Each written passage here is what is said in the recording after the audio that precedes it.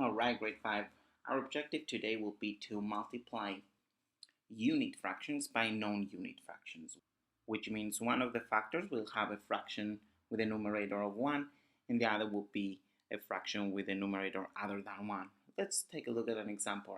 We will continue with the Rice Krispie treats problems because I really like them. Alright, let's say we have 3/4 of a pan of Rice Krispie treats, and this time I decided to send a third of these 3/4 to you guys, to my students. Let's see if that's a lot. So I'm wondering what fraction of the whole pan would I be sending to my 5th graders.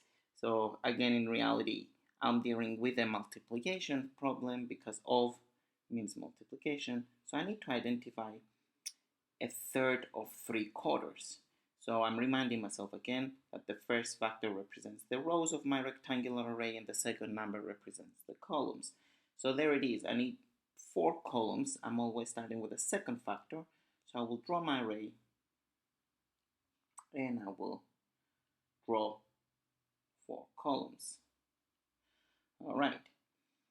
I need 3 of these since I made 3/4 of a pan. So there you are. I'm gonna shade only 3/4.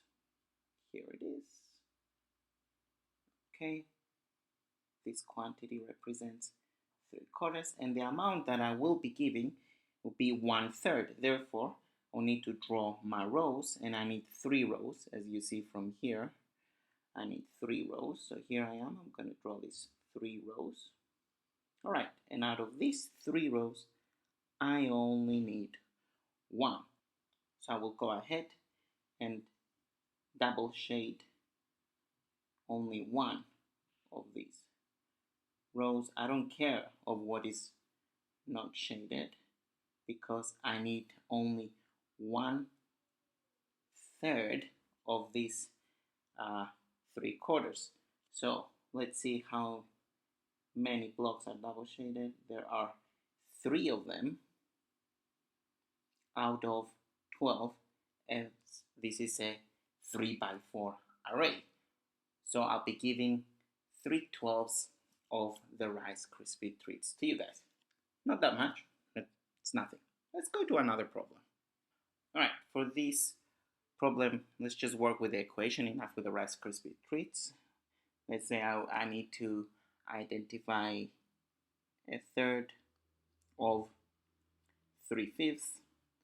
Again, I will remind myself that the first factor has to do with the rows and the second with the columns. So I need an array with 5 columns. There it is. I will draw my 5 columns. Okay. And I need 3/5 to be shaded. So I will shade 3/5. I'll shade 3 out of these 5 columns. Excellent. Out of these 3 columns, my problem tells me that I need a third. So I will go ahead and draw 3 rows. Here it is. And I only need 1/3 of this 3/5. So I will only select 1 row of what is already shaded, and only, again I'm reminding. So let's see how many pieces are double shaded. I see 1, 2, 3 out of 15 because this is a 3x5 array.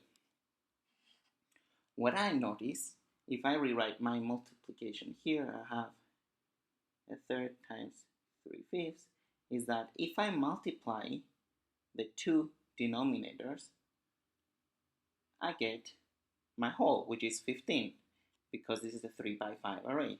If I multiply my numerators, 1 times 3, which is 3, they are able to give me that third of 3/5.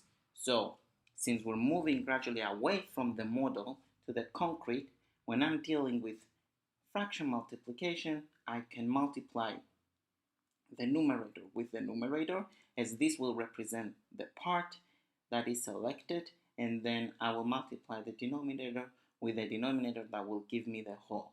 And I will get to the same answer as I would if I drew my rectangular array model.